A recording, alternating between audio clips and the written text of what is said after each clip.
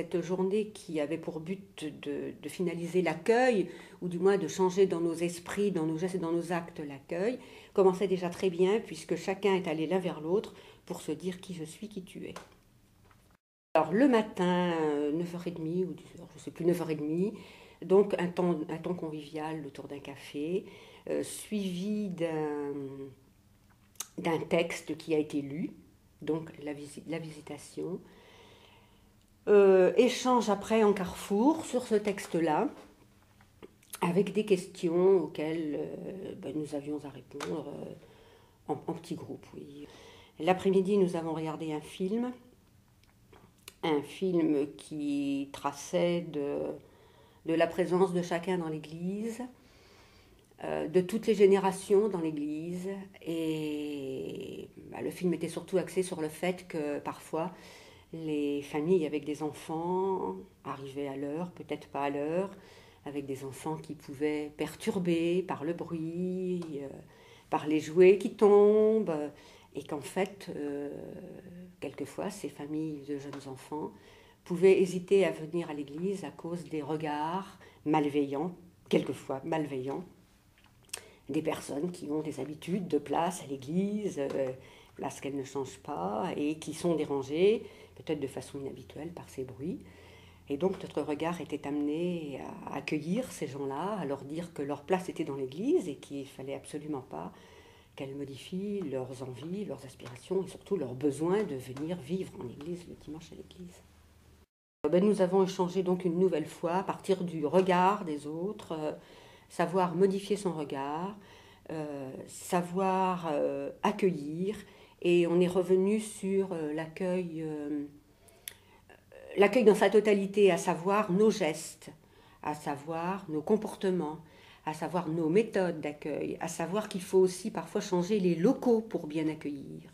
Et puis surtout garder en permanence dans notre esprit que tous ces gens qui viennent, par exemple, les jeunes parents qui viennent demander un baptême, ce sont des gens qui n'ont pas forcément la foi, qui viennent demander un baptême, on ne sait pas vraiment pourquoi, mais ils viennent le demander. Ils font un effort colossal en franchissant la porte du presbytère, en appuyant sur la sonnette, en disant bonjour.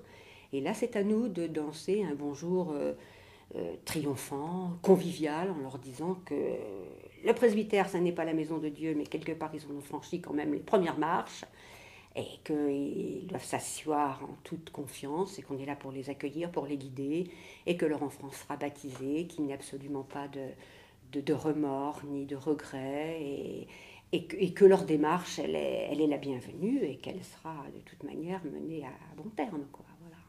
Et donc ces gens-là, on doit les accueillir, on doit leur donner confiance, on doit leur dire que l'Église, c'est pas des pierres entassées les unes sur les autres, mais que ce sont des gens qui, avec leur foi, avancent et sont là près d'eux pour les guider, pour les soutenir, et puis encore une fois pour les accueillir.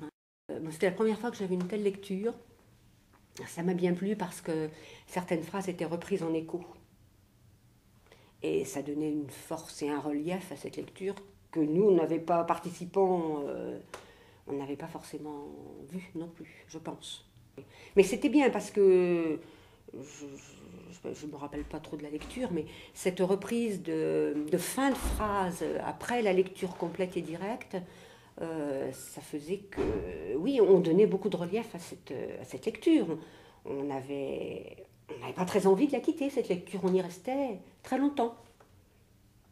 Alors que c'est une lecture qu'on connaissait déjà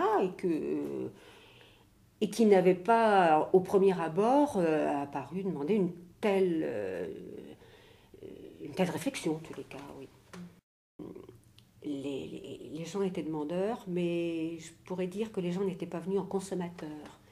Ils étaient venus participer en se disant, si nous voulons nous retrouver, il faudra que chaque EAP se prenne en main, et que pour vivre le doyenné, chaque EAP sache organiser ce qui a été fait à Pithiviers ce jour-là.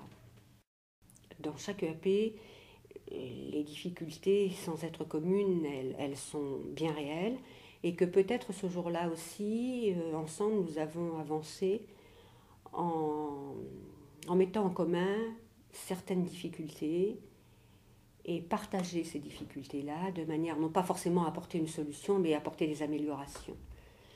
Et le fait de se retrouver, je pense que c'est motivant pour lutter contre tout ce qui pourrait être négatif dans les EAP et faire que ce doyenné avance, avance dans un esprit constructif en tous les cas, et puis soit dynamique. Vous allez participer à cette journée si vous le souhaitez, vous posez tout. Vous posez votre famille, vous posez votre travail, vous posez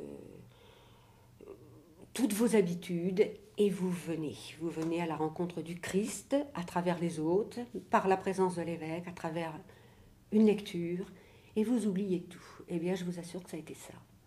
Et tout le monde était imprégné, je crois, de ce qui se vivait ce jour-là, à travers les paroles, à travers les gestes, à travers les présences, à travers les propos de l'évêque qui ont su nous, comment vous dire, qui ont su nous prendre au cœur, hein, en disant que la parole de Dieu, elle était unique et qu'il fallait en vivre, il fallait en témoigner et que, encore une fois, dans l'accueil, il fallait que cette parole, elle soit présente. Le EP de Pithiviers en a reparlé énormément de cette journée. Parce que, d'ailleurs, on a d'abord eu le plaisir de l'organiser, et ça c'est quelque chose d'énorme, c'est un bonheur immense d'organiser quelque chose comme ça. Hein. Et surtout que les personnes qui tiennent la permanence de l'accueil à Pithiviers, elles ne sont pas EAP. Hein. Elles ont donc été réunies, rassemblées, pour être écoutées, pour être entendues, et pour peut-être leur donner aussi quelques consignes. Et alors sur un plan très matériel, eh bien écoutez, les locaux de l'accueil de Pithiviers ont été refaits. Dans un premier temps modifiés en déplaçant quelques meubles, puis alors là on va avoir une très jolie peinture, des plantes vertes, et c'est aussi très important. Moi je crois que c'est très important d'accueillir les gens dans un local qui est propre à la rencontre, au dialogue, à l'écoute encore une fois, qui nous semble très important pour ces gens qui n'ont pas forcément la foi.